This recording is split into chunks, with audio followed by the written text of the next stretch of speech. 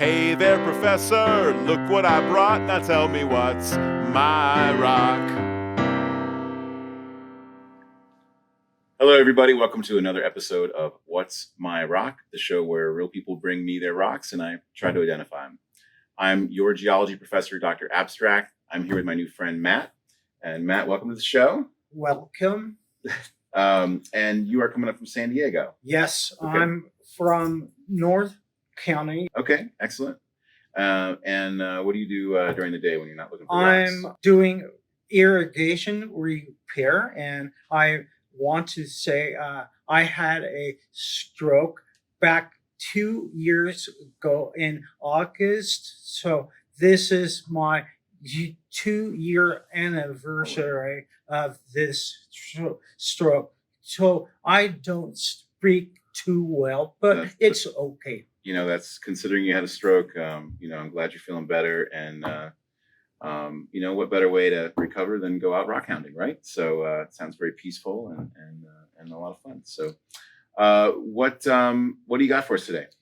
So these are rocks from beaches, and I go down to the cobble benches and look for these rocks. They all have what's called spherulites. So these radiating crystals of amorphous nature, mostly. Okay, great. So you know what they are. So you're Yes. bringing me rocks that you know what they are. Other than the origin of where, when, why, I know that this is amorphous crystallization. Okay. Yeah. And so you'd like to know from me a little bit of how they form and their background. Is that what we're Anything after? is Anything? Okay. more info. Okay. I'm not making any claims to know things that I don't. I don't do that either. I don't. Yeah. There's a lot I don't know. Yeah. So just to review, you collected these from beaches in San Diego County. Yeah, these are mostly from the Encinitas, Carlsbad, Oceanside corridor. Okay. The geology down there is complicated. There's a lot of things going on, and I know firsthand that rock hounding on the beaches is a lot of fun down there because there's you never know what you're going to find for sure. Of course, I guess that describes all of California. So, yes. But down there's some really cool stuff. Well, let me have a look at what you got here. I'd like to see them up close. So which one you want to start with? Let's start with these. These are all the same rock. Okay. So they have been sliced up in cabs. Okay. And I have never made a cabochon before. I don't even know how they're made. How do you make them? You roughly get the shape by cutting them. Okay. And grinding them on a rough wheel, and you go from one wheel to another to the final polish. Okay, so the original oval is cut by hand. No, this one was an end cut, and so was this. So I see. I did the oval better in the sides and polished the top. I see. You sort of trim a nub off the edge of the rock. And okay, all right, that makes sense. So it's funny, I've been doing this for 20 years, 25 years or whatever. I've lost count. This could be from never made one. This. Yeah, okay. Great. Okay, cool. Just thought I'd ask because I've always wondered that. So the first thing I noticed is that these are volcanic rocks, some sort of a probably metamorphosed volcanic rock. And the reason I say that is because, and I'm glad you have polished samples because it's really easy to see into them. You have these little speckles here. We call those phenocrysts. That's a general word for them. Those are crystals that grow in a magma surrounded by a finer grained material. We call it a ground mass as a general word. Phenocrysts in a ground mass. That means that they're crystals that grew in a magma. and then it erupted at some point, and we get a lava. So that's a classic igneous texture. These little crystals in a fine grained ground mass. So that's the starting rock Yes. that we got here, right? And I think you've heard that before, right? Yes. Yes. Okay. So and you can see that really well on this one. You can see these phenocrysts in here in the fine grained ground mass, and all these rocks. You can see that. So for starters, these began life as igneous rocks. They're a little bit. They don't look so fresh. They don't look like a fresh lava that you'd pick off of a volcano. So I think they've been metamorphosed a little bit. So I think that's pretty common down there. I'm calling this an andesite. It's a little darker. It looks like most of the phenocrysts are feldspars. Let me look with my hand lens. Each one is different, but there's a range of about 46 to 75% quartz. Oh, there's quartz in here. Okay. Yeah. All right. So that was done at ASU. Okay. So maybe we'll call this like a dacite. Yeah. Andesite, dacite, something. Dacite. Could be. Yeah. We could go into the rhyolite territory. Yeah. That's fine. So some of those little phenocrysts in there are probably some quartz. Anyway, so that's the basic story behind where these rocks originally came from. And then what I'm noticing in here is these spherulites that you told me about. Yeah. Which are quite beautiful. They're these radiating blobs, and they kind of look like little worms. Yes. And little dots, little worms, and they radiate out from little spots. And those are your spherulites, right? Yes. And I think that's why this rock appeals to you. They're irregular looking in the sense they're not like, we think of crystals as being these straight things, right? But these are these wormy little things. Yeah. Okay. The spherulitic texture, we would call it, is usually seen in volcanic rocks. And the reason is because the reason it forms is because in volcanic rocks, we have a lot of glass. In fact, here's an obsidian. Obsidian is glass. So the thing about glass is it is very unstable. Yes. At the surface of the earth, right? When I say unstable, that means it's going to want to react to other things that are crystalline, right? Like in particular, glass likes to react to make clay minerals. Okay? Yes. So a lot of the glass that you see is going to react from glass to other things. We call that process devitrification. Okay. Yes. Devitrification, the root word is V-I-T, vitris or vitri, which is probably Greek. I don't know, Greek or Latin, for glass. Yeah. And so devitrification means deglassification, which in the geology world means something glass is unstable and it reacts to form something else. Often it's the case it's going to react to form a clay mineral. Mm-hmm. There's a whole bunch of clay minerals that it can form. And sometimes it'll just form quartz. Okay, so nice. It'll form quartz. And I think that's probably what's going on in these rocks, is that these are probably quartz blobs. There's it's spherulitic quartz that came from devitrification of very silica-rich glass. Yes. Okay. That's what I think it is. And then I'm going to look a little more. Have you, since you seem to know a lot about this spherulitic material, what do you know about what they could be? I know mostly what they are not, but not much about what they are. Okay. If that makes sense. Sure. The look of it is consistent with quartz. So quartz, when it recrystallizes, it's probably going to look blobby. There's other rocks you see blobby quartz in, like in granites, you can see a thing called a myrmekitic texture. That's not what this is, but it kind of reminds me of that. The spherulites are dark, and I think, believe it or not, that's consistent with it being quartz as well. I'll be honest, I don't encounter a lot of spherulitic materials around here. Yeah. So you brought me more spherulitic things today than I've seen in the past decades. So which is really cool. My collection stands about 600. All spherulitic stuff? Yeah. Yeah. All of these. That's a good niche to get into the spherulitic stuff. So I'm going to propose that we go put this under the scanning electron microscope and get a microscopic image and that'll allow us to get compositional information on what the spherulite is in this particular rock. Nice. I'm curious because I'm not really sure what it would be, but the smart money is going to be on quartz. I can't think of what else it would be. Quartz and feldspar, they all grow outwards in a 3D sphere, and it's like a race between quartz and feldspar. So the thing about that is if there were feldspar in there, we would see some very flat lines because feldspar likes to grow in flat crystal, like it has cleavage to it, which means it breaks along planes. Yes. Tends to grow in rocks like this would have flat surfaces to them. But all the surfaces I see in my hand lens are irregular, which leads me to believe it's probably going to be quartz. Okay. So I don't know, but that's why I'd like to go see. We can zap it in the scanning electron microscope. Let's do it. Okay, so that's what I think you have. I think you've got let's call it a spherulitic dacite, spherulitic rhyodacite, something like that.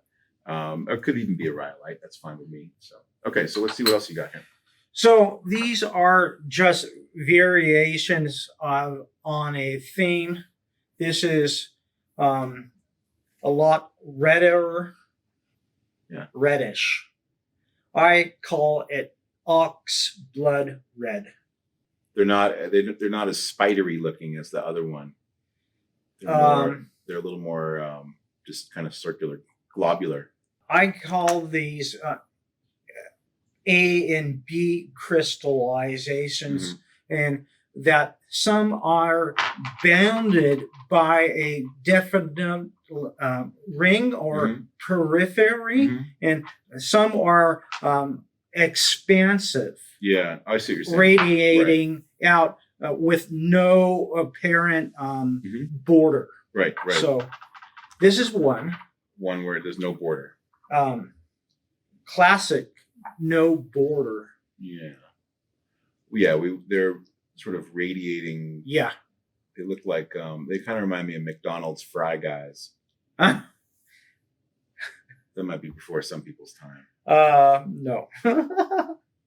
Yeah, this is probably like this could be Jasper spherulite. Jasper agate. Something like that. Okay, So good. Here's another, and you picked this one out. It's also got a little bit of silvery metals in it, or metallics, or sulfides, or I see.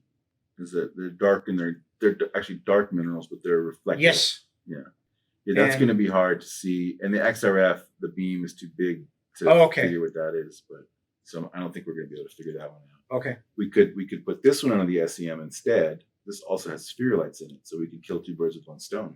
Okay. No pun intended. Okay.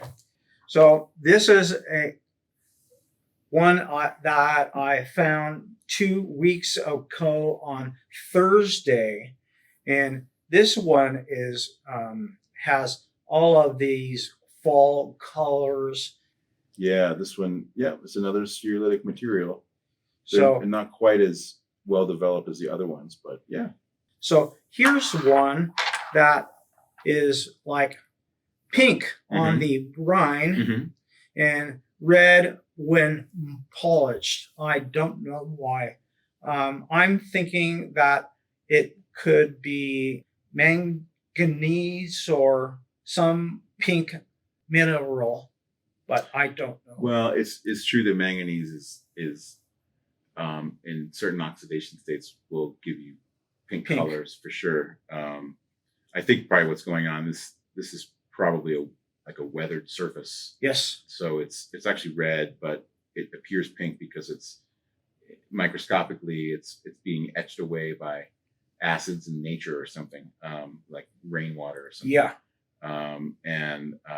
So it appears pink, but the fact is when you polish into it, these things are turning red once you polish into it. So that to me says that they are. Whatever this is something that can be ground away, which is not which is just like a superficial weathering rind of some kind. So that's what that says to me. Otherwise, we'd see pink minerals in here. That would be unambiguous. So, which brings me to these Mhm.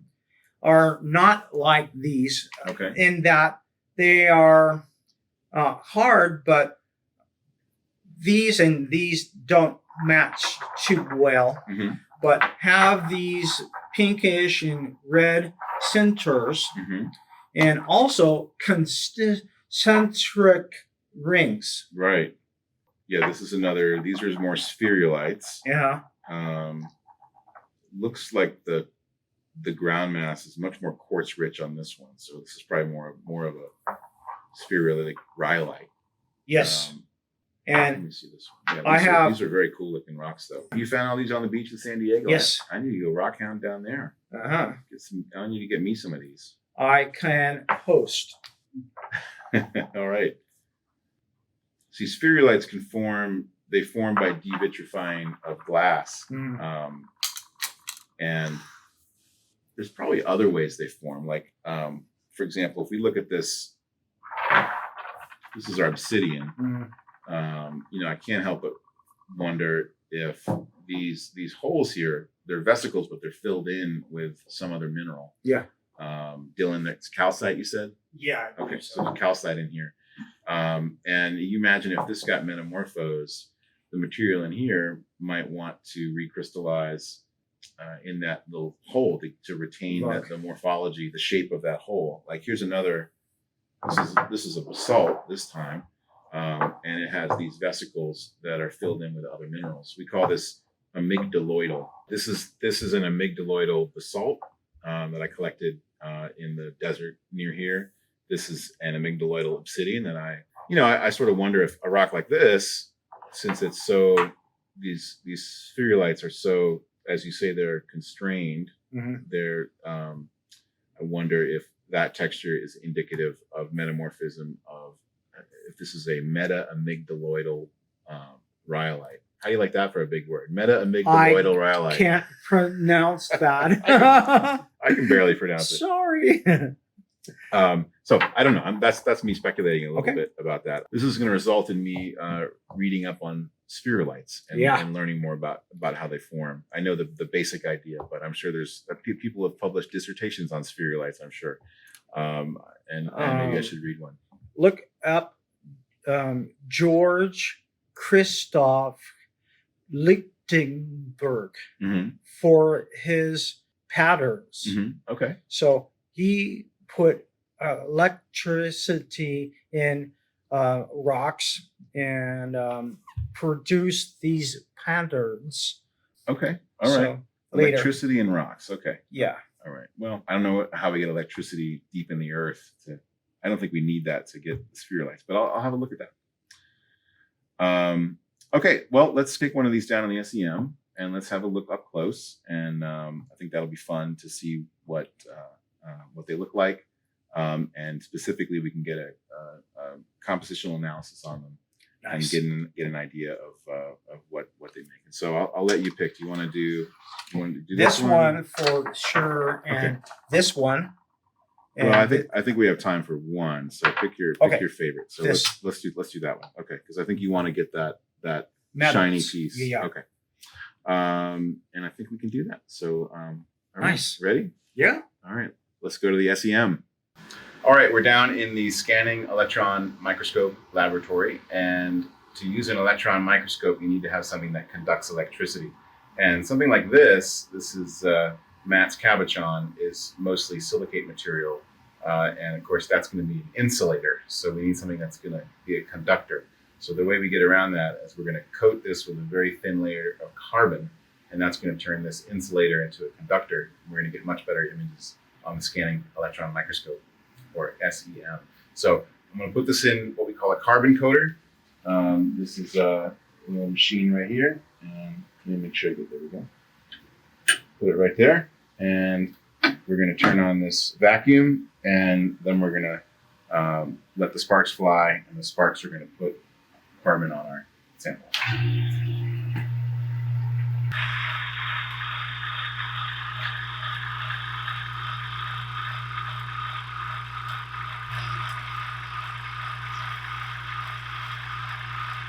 Okay, now we have this beautiful carbon-coated sample. And now Sorry, Matt, you're going to have to polish that carbon off, but No it's going to get a problem. better result, I promise, in the Uh-huh. scanning electron microscope.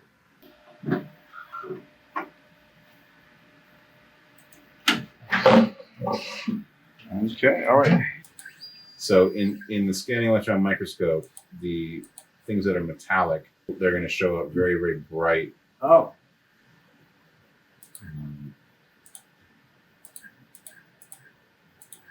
like that. Like this. I think this is your thing, right? Yeah, Okay. that's definitely the This is the metallic mass. That's right. So let's go in here and let's see. Holy moly. This is where it gets fun. You can see all the little crystal faces in there, Yeah. right? There's cleavage surfaces there, crystal faces here. This is of course, a really big crystal right there. Yeah. All right, and what we're going to do over here, this is where we get to analyze the composition. So I'm just going to zap that. I bet it's got a lot of iron in it. Yeah. Oh, I take it back. Oh, cool. Look what it has. Calcium and phosphorus. Do you know what that is? Dylan, you know what it is. I'm pretty suspicious of what it is, yeah. Phosphate? Yeah. Yep. So here's our spectrum. We're getting Nice. calcium, phosphorus, oxygen, a little touch of silicon. That's probably from the surrounding stuff. Phosphate. And let's have a look at what's an elongate mineral. Pretty common in volcanic rocks, but very, very small. Dylan? Is it apatite? Yeah, this is an apatite. So that's pretty cool. Let's see what else is in there. We're gonna zap to see what that stuff is right there, the dark stuff. It's mostly magnesium, aluminum, and silicon. So it's an apatite in magnesium, aluminum, silicon with a little bit of potassium and iron. So this is probably sitting in biotite. That's probably what it is. A mica. A mica or it could be a hornblende. Okay. So those are common dark minerals Yeah. that you find in igneous rocks. Huh. So, and the composition of those things is going to be, it's a lot of magnesium, silicon, aluminum. This has got a little sodium in it too. That carbon's not real right there. I'm going to get rid of that. So this is a good composition. Here's the spectrum right there that shows all the elements. Nice. But I think that's probably what that is. So I think that's a pretty normal thing that we'd expect. So that thing you thought was shiny is probably a hornblende or a biotite. Let's see. Let's surf around a little bit though, because now that we're here, see what else we can find. Because that may not have been that spot, but I feel like it would have been right in this area. Oh, here's your spherulites. yeah. Okay, those are long blobs. Okay, now there's that same. Look, we found it again. Now I'm gonna go back down to this part of the grain down here, Okay. just because I want to make sure that we didn't get our location screwed up. It's amazing when you look at this thing so close up, you get really lost, don't you? Yes. I mean, I do. Okay, now here's something that's kind of bright. Great. Yeah. Now this has got to have iron in it. Okay, look at that. A lot of iron. Mostly iron right there. Okay. Okay, so that's probably going to be. What do you think, Dylan? Iron oxide, magnetite. Yeah, almost certainly going to be a magnetite. Okay. So that's going to be pretty shiny. Yeah. So that's a nice little find right there. Nice. These are all normal things that you would expect to see in a volcanic rock. Magnetite, apatite. What's this? There's another one. Probably magnetite. And notice there's little blobs in there too. See those little gray blobs? And I'm going to go ahead and analyze the light to make sure we get iron rich, which we do. So that iron, we're going to analyze That one. this that- one right here. Yeah. Yeah, let's zap that one and we'll see what that one is. That one comes out. Oh my God, look at that. Calcium phosphorus. So it is another, get rid of that carbon. So it is another calcium phosphate. These are clusters of magnetite and apatite. And I think that's what you got there. Okay. All right. All right. So those, I think that can account for your those shiny things that you saw. Yeah. Let me go find. Okay. Now look at that. This looks a lot like your spherulites, right? Yeah. Yeah. Yeah. Look how long those are. See that? And let's zap this. I predicted it's going to be quartz rich. So let's see if we get a lot of silicon. Uh-huh. And look at that. So let's see. Oh, 19. There's a little bit of Yeah. sodium, but very, very strong silicon peak there.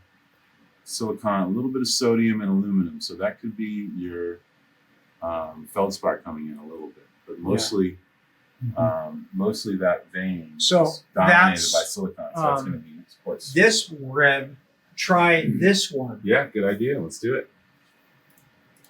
So let's go right. So we did this one. This is dominated by silicon. Let's try this one.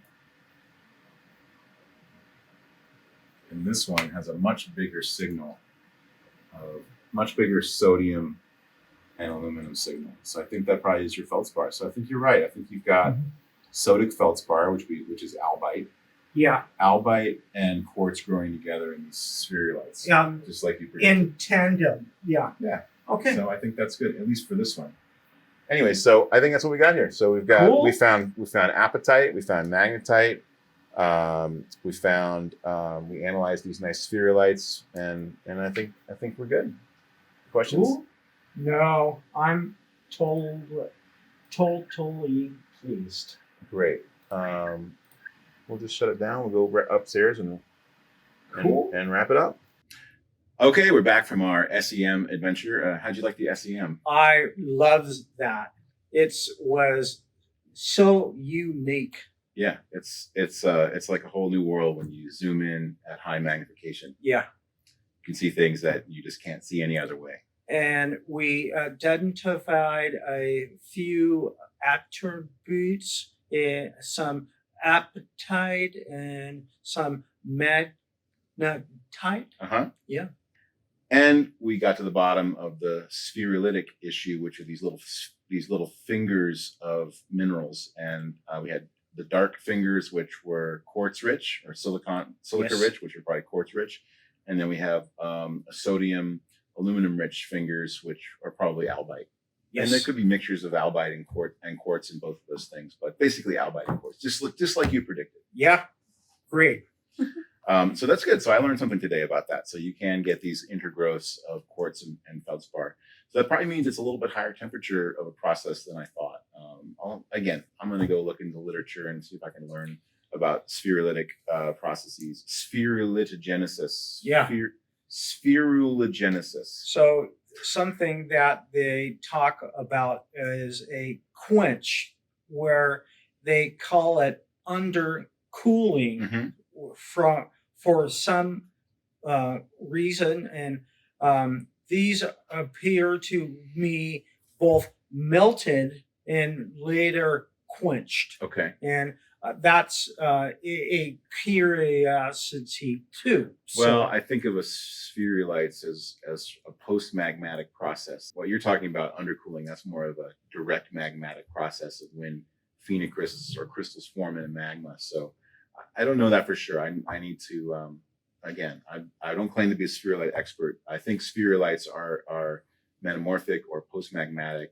They probably form during metamorphic cooling processes or when water is introduced to a rock, something like that. Well, thanks for bringing these rocks in. I hope we got to the bottom of some things for you. Yes. I think we left some questions unanswered. That's okay. That's how science always is. There's always something that needs further investigation. It never ends. Science never ends, kids. So there we go. Well, thanks for coming. Thank Matt, you. It was great meeting you. You too. Have a safe trip back down to San Diego. I will. All right. Okay, it's time for the recap with Dylan. Well, Dylan, what do you know about spherulites? I've done a little bit of research on them. Typically, I've always seen them like obsidians. There's a very famous variety called snowflake obsidian that has that. And so it has this radial growth that I've always assumed was like quartz that was growing until the results that we saw today. I didn't know that you'd have this like layered of different mineralogy potentially happening in a spheral. I didn't know that either. Snowflake obsidian is, I don't even think that's quartz. I think it's cristobalite. I think it's a high temperature polymorph of quartz. Have you seen spherulites around here before, besides the obsidians? Not really. That's kind of new. Like when I would look at, say, andesite that has what looks like polka dots on it, I'd normally think of it as like a porphyritic. Right. But that's when you have those spheroids, it's from that glass, that amorphous solid that's crystallizing out. So that's a new one to me. Right. I mean, again, this is what I want to look up. They could be from amygdals that recrystallized under low to medium grade metamorphic conditions. In other words, they could be fossilized amygdals in a way. I'm sure there's multiple ways you can get a spherulite form, but apparently they're all over San Diego beaches. So yes, I'd go rock hunting down there some point. So he had a nice collection, I gotta say. He really he had some of the stuff that we didn't show on camera was really remarkable. But the geology down there is really is complicated though. There's subduction related rocks, there's metabasalts, there's the whole batholith, there's sedimentary rocks. It's very complicated. I'm sure the UCSD and San Diego State geologists have a lot of fun down there. Oh yeah. Anyways, well, any more you notice anything else about the rocks? Not really. I mean, my first look at them was like, yeah, this looks kind of volcanic, but a little bit off. And when you said metamorphic, I was like, yeah, that makes sense, especially getting that like darker color. Yet we were thinking it was leaning a little bit more felsic, and I was like, yeah, maybe a metamorphic process could darken it up a bit. So yeah, but then he said that he went to ASU, Arizona State University, and said that they found quartz in it, and so he seemed to know a lot about these rocks. It was a bit of a show and tell. He wanted to share his rocks with everybody, and I think he knew more about it than I did, to be honest. I mean, it's nice to have a geology degree, but it's not a requirement. Absolutely. Just read and talk to people. I think he's in a rock club down there, and it's good to hang out with rock hounds, and rock hounds know a lot of stuff. A lot of times things that geologists don't even know. Like I remember those guys that came in talking about gem silica. Oh yeah, I think so. And I'd actually never even heard of the term gem silica, and I didn't even acknowledge it during the video. I feel bad about it. That's why I'm saying it right now.